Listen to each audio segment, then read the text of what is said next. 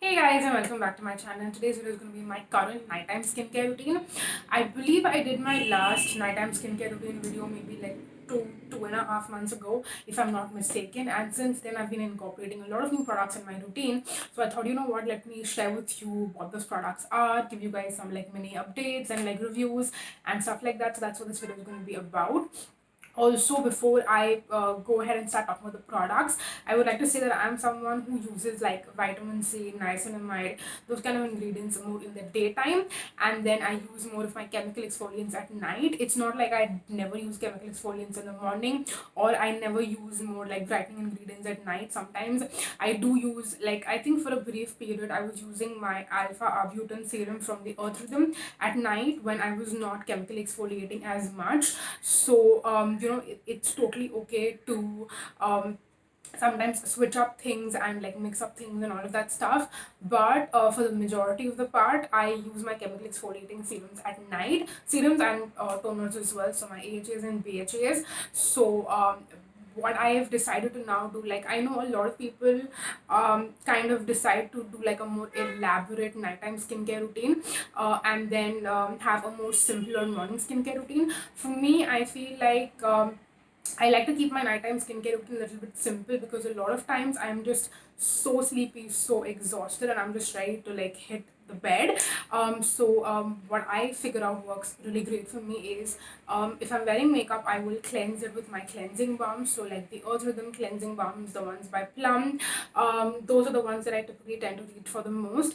The one that I am still using and I still haven't run out of, which tells you that it's something that lasts a great, like a long period of time, is the Earth Rhythm charcoal cleansing balm. That's the one that I'm using the most because I'm trying to like use it up. But yeah, I will take off my makeup if I'm wearing any makeup, or I will just cleanse using my cleanser. It can be a carbon cleanser or it can be a regular cleanser, and then I move on to using a chemical exfoliation toner. I'm testing out a bunch of new ones right now, but the ones that I have been using the past 2ish months, the Eclat Glow Tonic, which was honestly not the best. Let me just go ahead and say that. I did use up the whole thing, and I'm pretty sure you have already seen it in an MT's video, or you will see it in an upcoming MT's video. But the Eclat Glow Tonic, I personally did not see a lot of great results on my skin, so it's something that didn't really work much. It does contain AHAs, but I did not see any improvement with my skin texture, so that one for me personally was a pass. Another one that did not work that great for me, which I was also testing out, was the Conscious Chemist Porology toner. That one has a lot of botanical AHAs. Now, what I have noticed is that when it's not like lab derived glycolic acid or lactic acid, typically glycolic, because glycolic acid works better for my skin as compared to lactic acid. When I feel like it's not lab derived, I don't see a lot of like I don't want to say that lab derived is more potent, and when it's natural or like botanical extracts, it's not as potent. But for me personally, I just see better results with lab derived ones. So I think that's something that I am going to be more conscious of, that I'm just not going to spend my money on like botanical agents and stuff like that, because I don't see a lot of great results with that. So unfortunately, the Conscious Chemist Porology toner was also a little bit of a fail. That being said, I'm currently testing out one by Dermatecture, which I've just barely used, so I cannot really give you a thorough review on that, but definitely stay tuned. I'm testing out the glycolic acid toner. I've just used it like once or twice up till now. So in my next nighttime skincare routine, I will let you know about that. But I was using the Pixi Glow Tonic. That one is like a tried and true favorite. I've been using it for almost a year at this point. It's been more than 6 months, and I still haven't run out of, because I use it when I like my skin is really going through it. But otherwise I test out like other products, but that one is like a tried and true favorite. It works absolutely amazing for me. And then when it comes to salicylic acid, I did use up my Minimalist salicylic acid serum. You guys know that is one of my favorites, and I feel like I don't see a lot of, like, if I want to like really treat my skin and I really want to get rid of pimples that I might be having, or like if I have a breakout situation going on, something like that, I feel like it doesn't give you the fastest results. But if you are someone who know that your skin is acne prone and breakup prone, it's something that you should incorporate in your skincare routine on a regular basis. And I just noticed that when I'm using it regularly along with a good AHA toner like the Pixi Glow Tonic, I feel like that combination really helps me prevent breakouts just in general. So I feel like I can really maintain my skin really well when I'm using that combination. So I did use that one up. And then once I used it up, you guys also know that I recently bought, I mean, when I say recently, I mean it's been a couple of months at this point.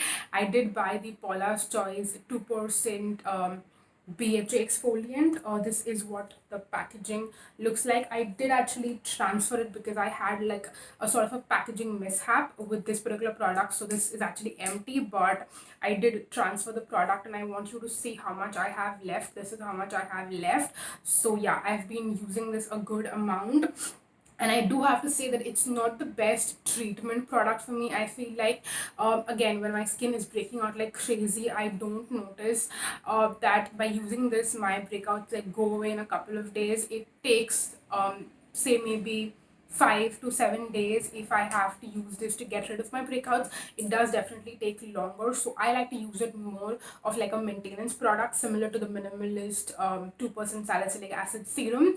But it's definitely a great product. It does work, and I am currently testing out a like, I don't want to say dupe because this is like such a famous like cult favorite product, so I don't want to say dupe, but it's more easily available, accessible alternative, and definitely a lot more affordable as well. So that is what again I'm currently testing out. So once I do like thoroughly test it out, and once I'm really sure that I can recommend it as an alternative, I will definitely let you know. By the way, spoiler alert, but I will be doing a skincare dupes slash alternatives video this year as well. I did one last year, and I was actually planning to do this video sometime the end of 2020, but it just took me a lot longer to find dupes slash alternatives, so that's why it took me a little bit longer. But I will be doing that. It's probably coming up in May or June. I don't exactly remember when it's scheduled for, but yeah, it's going to be coming up soon, so stay tuned for that. But those were my AHAs and BHAs that I've been using in my skincare routine.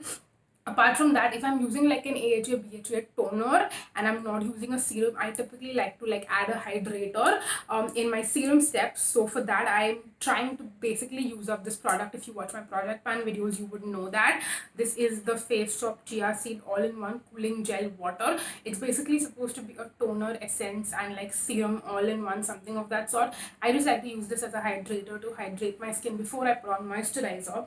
And if I'm not using that, like I'm also trying to use the Minimalist hyaluronic acid 2%. Now typically I'm using my active ingredients, like I mean hyaluronic acid is also an active ingredient, but when I say active ingredient, I mean things like vitamin C, niacinamide, AHAs and BHAs, alpha butane. Those are the types of ingredients that I'm really figuring out like where to put it. Should I put it in my morning skincare routine? Should I put it in my nighttime skincare routine? And hyaluronic acid or like hydrating sort of ingredients are just ones that I typically tend to forget. So I did end up buying this to like review and stuff, and I wanted to try it out.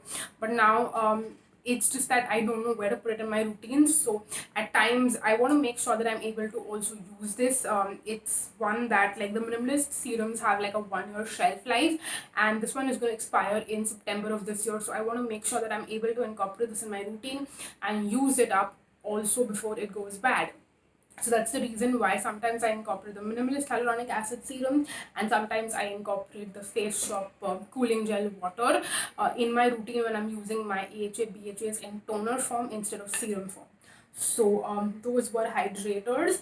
Then I've also been using this eye cream, I would say kind of on and off. I don't always use this. Again, like I said, sometimes I'm just super exhausted, so I just want to like hit the bed, and I don't want to do like a more elaborate nighttime skincare routine. But when I am in the mood to do a slightly more elaborate nighttime skincare routine, I use the Eclat Eye Serum. This one is their caffeine 5% plus eye cereal 1%. This one has retinol, vitamin C, green tea extract, carrot seed extract, soya bean extract, red ginseng, ferulic acid and hyaluronic acid. So a lot of great ingredients in it, and this is basically supposed to help with like fine lines, and I have some creases under my eyes as well as on my eyelids. So this is what I like to use for that. Again, I haven't used a great amount. I mean, honestly, a little goes a long way, so I've been using this for a long time, and I don't know if I'm seeing the best results with it. I mean, I don't know if I'm seeing results with it.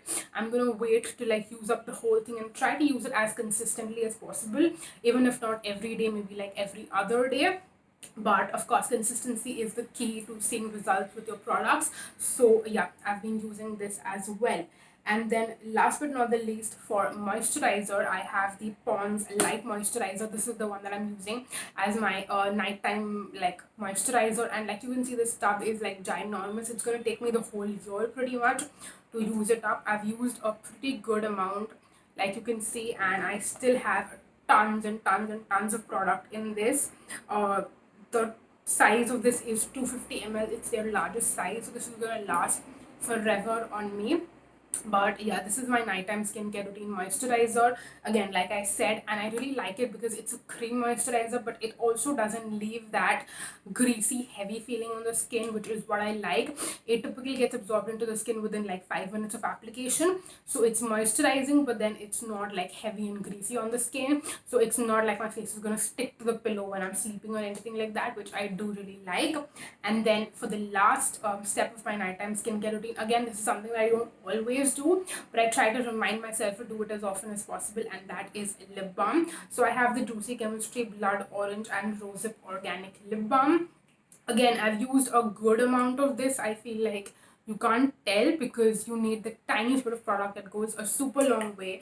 And again, because Juicy Chemistry has a shorter shelf life, I really hope that I'm able to use this up before it goes bad. But yeah, this is supposed to help with pigmentation on the lips, which I do feel like I don't notice much of results with that. But then again, I don't use lip balm very regularly, so I feel like I'm not a very good candidate who can judge that.